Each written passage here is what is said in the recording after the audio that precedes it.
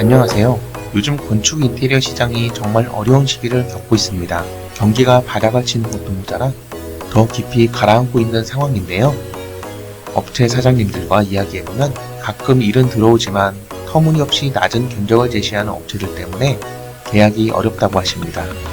요즘은 이런 현상이 왜 생기는지, 그리고 고객 입장에서 어떤 점을 조심해야 하는지 이야기해 보겠습니다. 터무니없는 견적 가능할까요?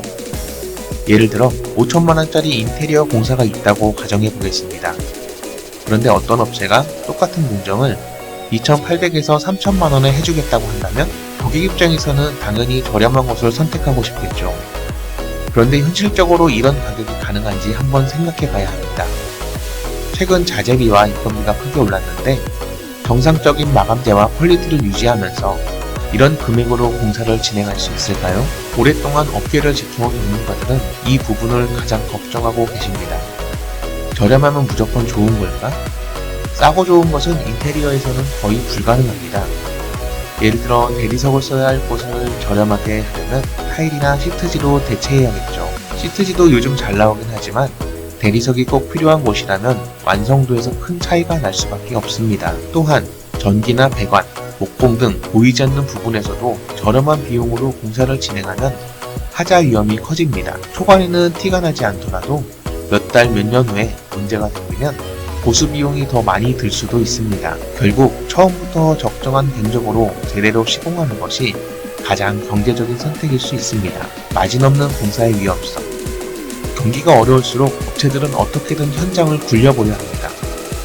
그런데 마진이 거의 없는 가격으로 계약을 따내면 변수가 생길 때 감당이 어려워집니다. 인테리어 공사는 철거 후 예상치 못한 문제가 생기는 경우가 많습니다.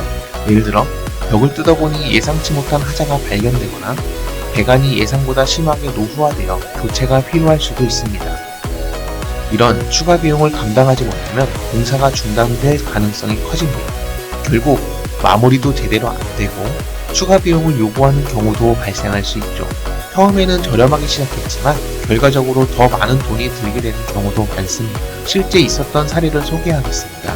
인테리어 업체가 폐업 직전이었는데 갑자기 말도 안 되는 저렴한 가격으로 7개 현장을 동시에 계약했습니다. 그리고 계약금을 받은 후 철거까지만 진행하고 사라졌죠. 이 업체는 기존 거래처에도 미수금이 많았고 공사비를 먼저 받을 수밖에 없는 상황이었습니다. 협력업체들은 이제 미수를 해결해 주겠지라는 기대감으로 외상으로 일하기 시작했지만 결국 공사 진행이 멈추고 모두가 피해를 입었습니다. 업체에 돈이 없으니 소송을 걸어도 해결이 안 됐습니다. 고객 입장에서는 계약서도 있고 상세 견적서도 있고 모든 게 완벽하게 보였지만 결국 피해를 입고 말았습니다. 피하는 방법. 너무 저렴한 견적을 피하세요. 비교 견적을 받되 최저가만 찾는 것은 위험합니다. 5천만원짜리 공사를 3천만원에 해준다는 업체보단 4천만원 선에서 조정이 가능한 업체를 찾는 것이 안전합니다.